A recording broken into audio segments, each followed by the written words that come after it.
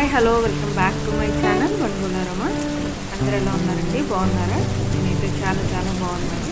ఇవాళ నేను గోంగూర ఎండు నెత్తల కూర అయితే చూపిస్తున్నానండి.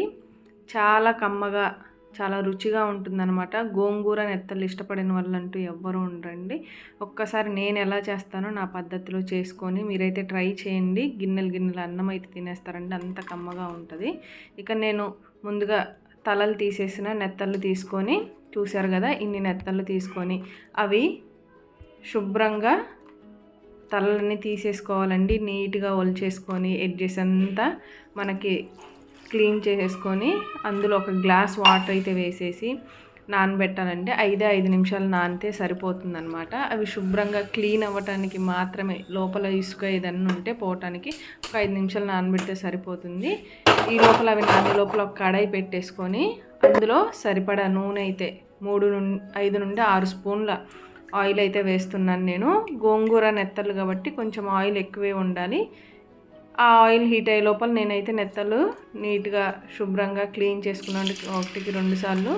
నూనె హీట్ అయ్యాక మనము ముందుగా క్లీన్ చేసిన నెత్తళ్ళు వేసేసుకొని గోల్డెన్ కలర్ వచ్చేంత వరకు అయితే ఫ్రై చేయాలి.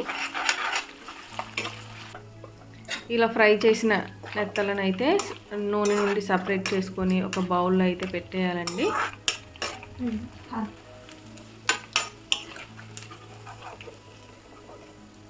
ఇవి నూనెలో వేయించడం వల్ల మంచి టేస్ట్ వస్తుంది.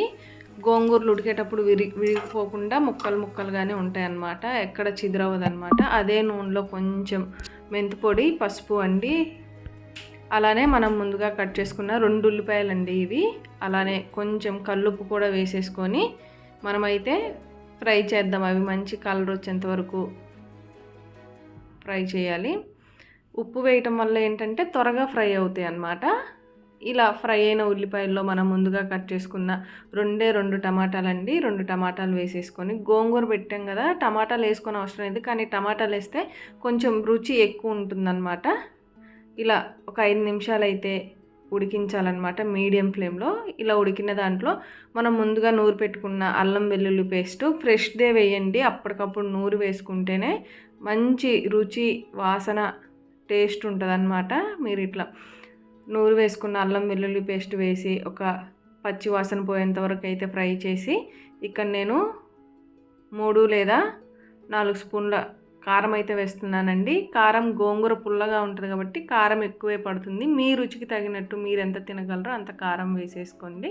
ఇక్కడ నేను ముందుగా ఫ్రై చేసిన నెత్తలు కూడా వేసేసి ఆ ఉప్పు కారము అంత పట్టేంత వరకు అయితే ఉడికిస్తున్నాను. ఒక 5 నిమిషాలు మీడియం ఫ్లేమ్లో పెడితే మంచిగా ఉప్పు కారంలో ఊరి నెత్తళ్ళు మంచి రుచిని ఇస్తుందన్నమాట. ఇక్కడ నేను ముందుగా 3 పచ్చిమిర్చి అయితే ఇలా నిలువుగా చీల్చానండి, అది కూడా వేసేసి, ఇక నేను గోంగూరలో ముందుగానే ఒక 5 లేదా 6 పచ్చిమిర్చి వేసి మెత్తటి పేస్ట్ లాగా ఉడికించి రుబ్బానండి. ఆ పేస్ట్ని కూడా నెత్తళ్ళ కూరలో వేసేసి బాగా కలపండి.